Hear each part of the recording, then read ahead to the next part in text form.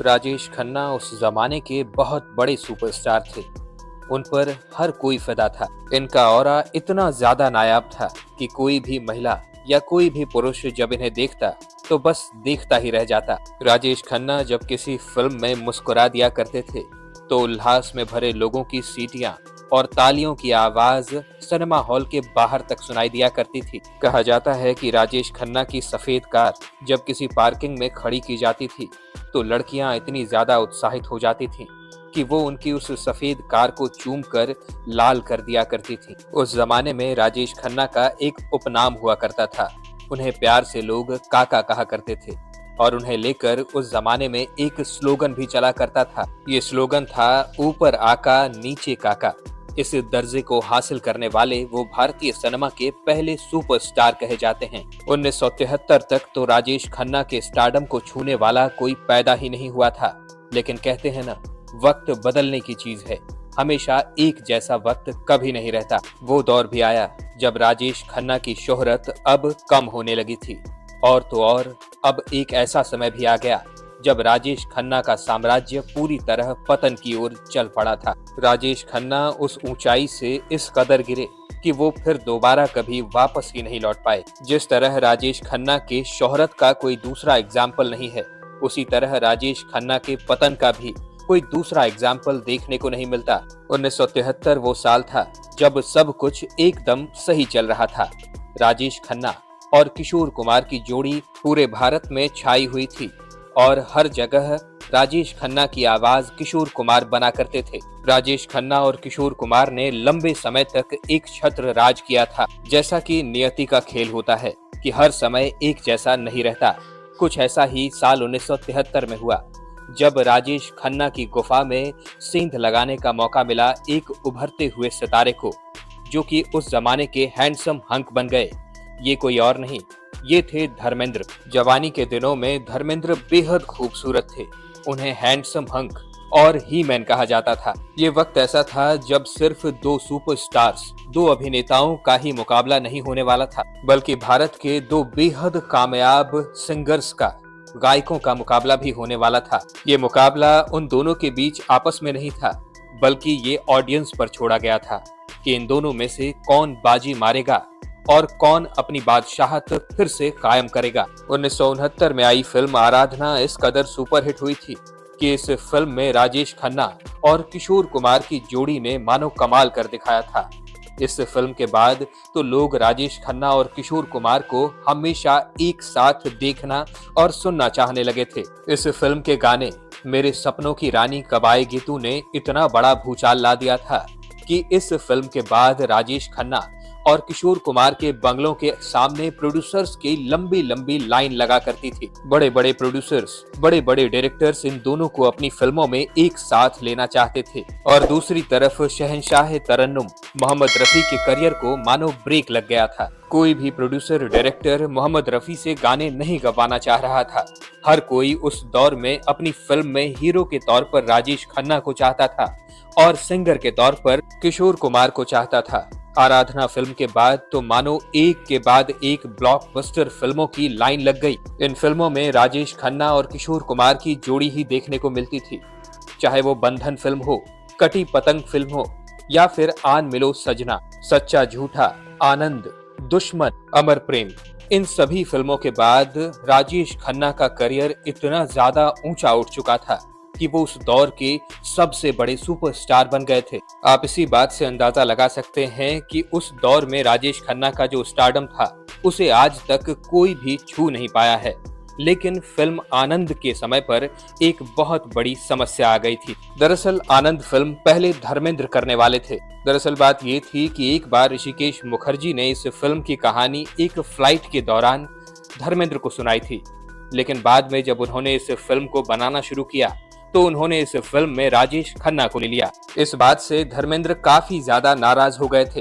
हालांकि उसी दौर में वो ऋषिकेश मुखर्जी की एक और फिल्म सत्यकाम में काम कर रहे थे और ये फिल्म भी धर्मेंद्र के जीवन की एक बेहतरीन फिल्म मानी जाती है। दरअसल ऋषिकेश मुखर्जी चाहते तो थे धर्मेंद्र को ही लेना, लेकिन जब सत्यकाम में धर्मेंद्र उनके साथ काम कर रहे थे तो उन्होंने सोचा कि आनंद जैसी अलग तरह की फिल्म में अगर वो धर्मेंद्र को लेते हैं तो इससे धर्मेंद्र की एक्टिंग पर प्रभाव पड़ेगा। लेकिन कहा जाता है कि धर्मेंद्र ऋषिकेश मुखर्जी से इस कदर नाराज हो गए थे कि वो पूरी रात ऋषिकेश को फोन करते रहे और उनसे इस बात को लेकर झगड़ते रहे कि मेरी जगह इस फिल्म में तुमने राजेश खन्ना को क्यों ले लिया। बहुत समझाने के बाद धर्मेंद्र समझ तो गए और ये विवाद भी सुलझ गया।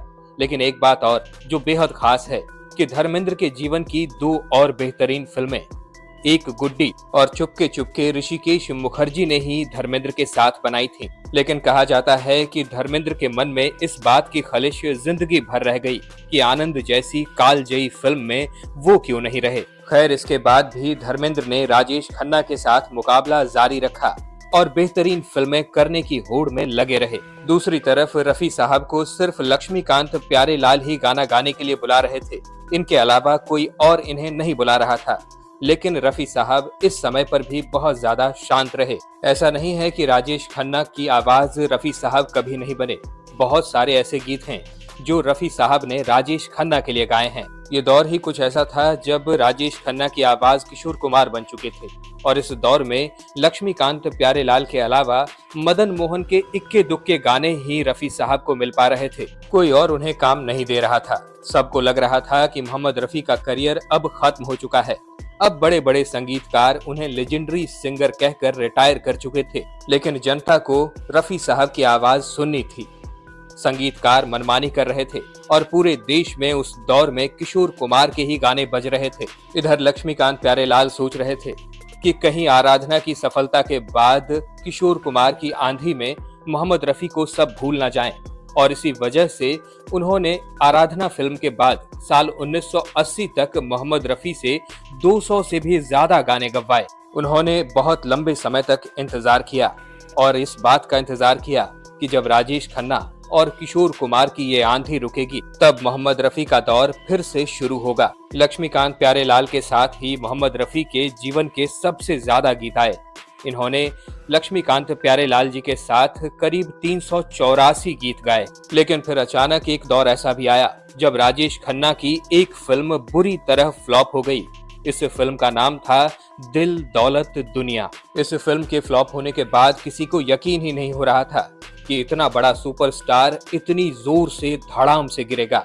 लेकिन इसके बाद फिर एक फिल्म आई जिसका नाम था बावर्ची, और इस फिल्म ने फिर से राजेश खन्ना को स्टारडम के शिखर पर पहुंचा दिया। लेकिन सच्चाई ये है कि लोग अब उनकी मैनरिज्म वाली एक्टिंग से उकताने लगे थे। पर राजेश खन्ना के साथ कुछ ऐसा भी हो सकता है, इसको लेकर लोग अभी भी तैयार नहीं थे और मानने को तैयार ही नहीं हो रहे थे।